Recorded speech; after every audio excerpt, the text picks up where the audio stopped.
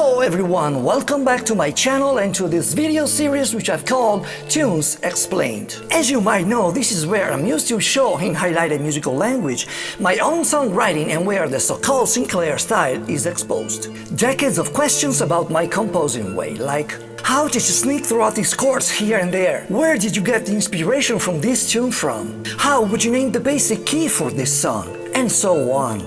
Well, now you guys got all of that. But even before I go any further, please make sure you have subscribed to this channel by also clicking the little bell to be notified as a brand new video is released.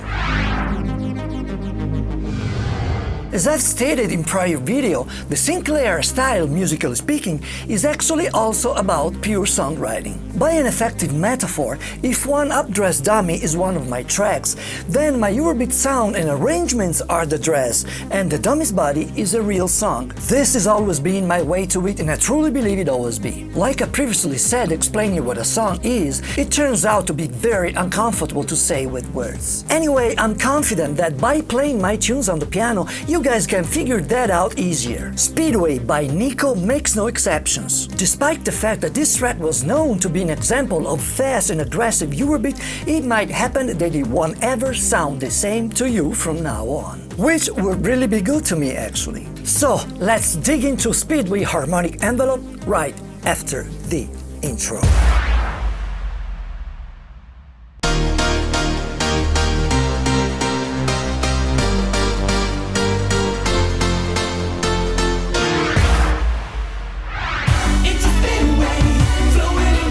Speedway by Niko is actually much more complex than it seems. It's basically in the key of B minor, but keeping perfectly in line with my own songwriting style. I've made two different melody line notes the pivot of this tune and then wrapped a couple of other keys around them.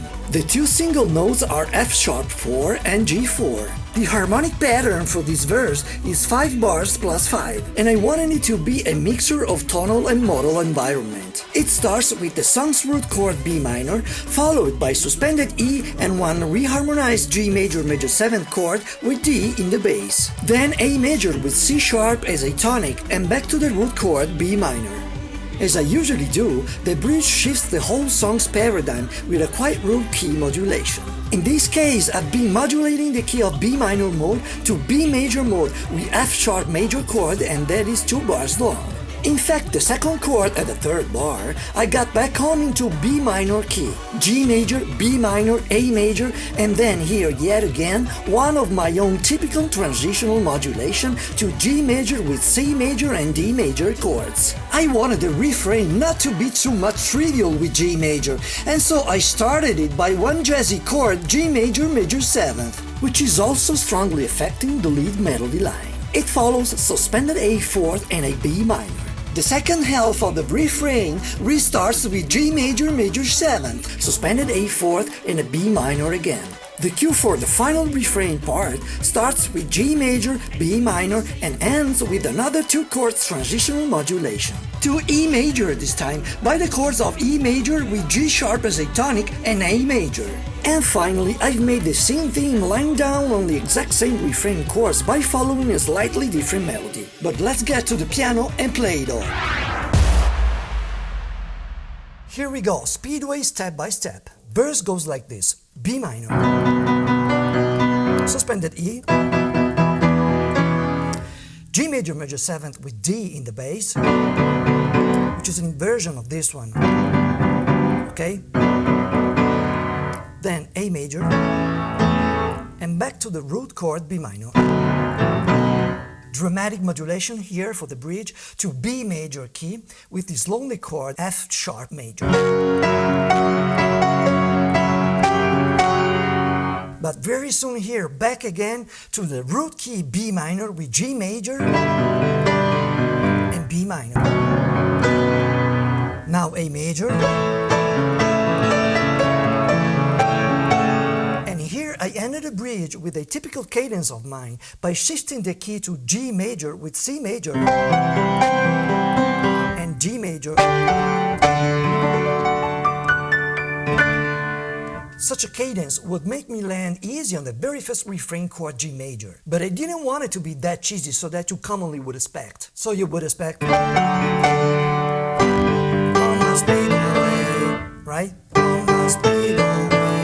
instead I wrote on my Speedway with F sharp here. Okay, G major, major 7th. So from the scratch, G major, major 7th, suspended A4, B minor. Now finally with a musical crescendo, G major, A major, and G major. This G major is followed by A major with C sharp in the bass. The second part is exactly the same.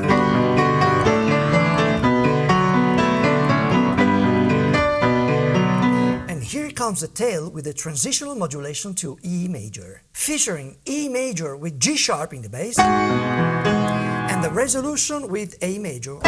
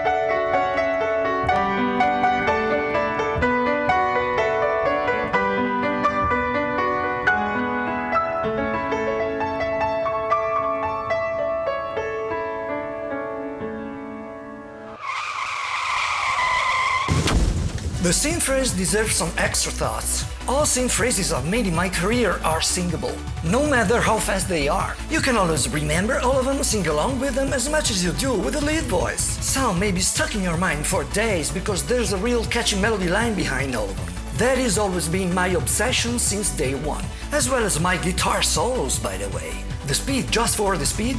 I don't care. Music is not sports. There's no technical challenge into music deep sense. Of course, I'm not saying all musicians should follow this route. I'm just saying that this is my own way to conceive the fast beat music. But now, let's go back on the piano.